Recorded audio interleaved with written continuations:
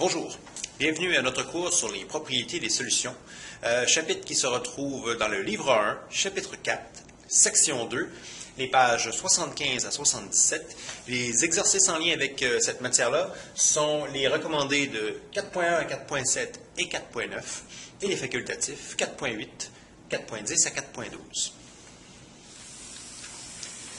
La composition d'une solution, on appelle ça la composition quantitative de cette solution-là, représente la proportion selon laquelle les constituants du mélange sont mélangés.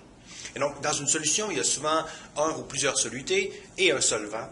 Et la proportion dans laquelle ces solutés et ce solvant-là sont mélangés, c'est ce qu'on appelle la composition quantitative. La composition est indépendante de la quantité totale de solution. Elle est dépendante, par contre, de la quantité de solvant et de soluté.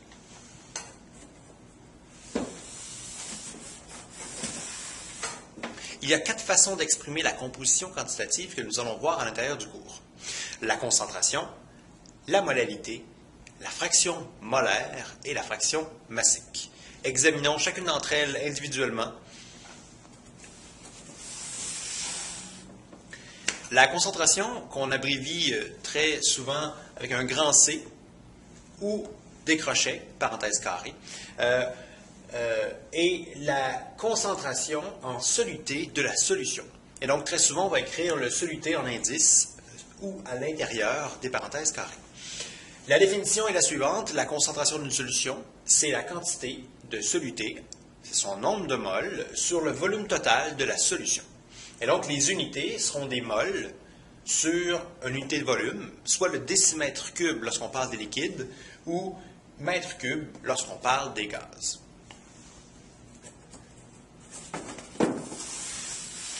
La deuxième expression de la composition quantitative est la molalité.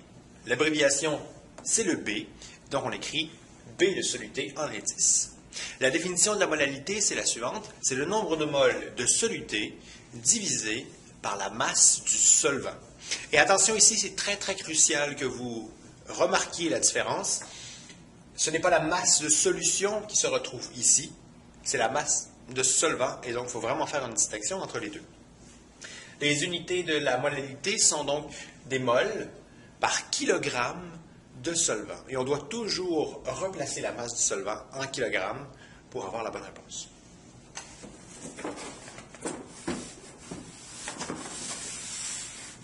La troisième expression, c'est la fraction molaire.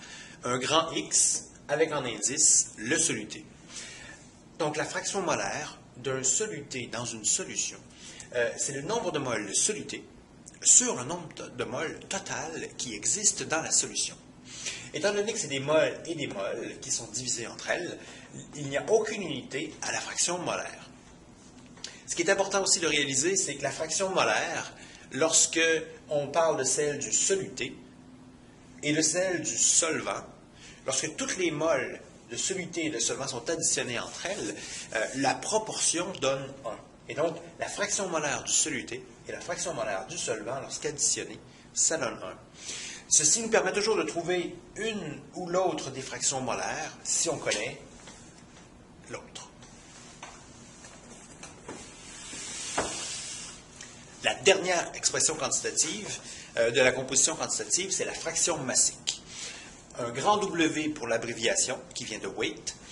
La définition, c'est la fraction massique est la masse de soluté divisée par la masse totale qui existe dans la solution. Il n'y a encore une fois aucune unité, car c'est des grammes divisés par des grammes. Et encore une fois, la fraction massique du soluté et la fraction massique du solvant, lorsqu'additionnées, donnent 1. Avant de vous laisser, je vous donne des trucs. Lorsqu'on va travailler à passer d'une expression quantitative à une autre, de la molalité à la concentration, de la fraction massique à la fraction molaire, très très très souvent, on doit supposer une masse de solution ou un volume de solution. Très souvent, on peut prendre 1 gramme ou 1000 grammes, peu importe, mais la solution totale, on lui suppose une masse ou un volume, ce qui nous permet ensuite de trouver les proportions des composantes de la solution. N'oubliez pas qu'une solution est toujours en masse la somme de la masse du solvant et de la masse du soluté. Ça va vous aider dans vos problèmes.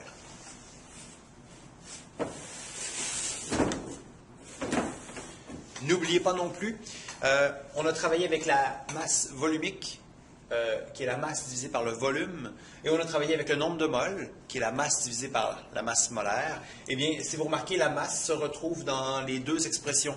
Et donc, souvenez-vous que lorsqu'on a une masse de quelque chose, on peut trouver le nombre de moles auquel ça correspond si on utilise la masse molaire d'un soluté ou d'un solvant. De la même façon, si on a une masse d'un solvant, d'un soluté ou d'une solution, on peut trouver son volume qui lui correspond si on a la masse volumique du solvant, du soluté ou de la solution. Un autre endroit où vous allez vous tromper, c'est le suivant.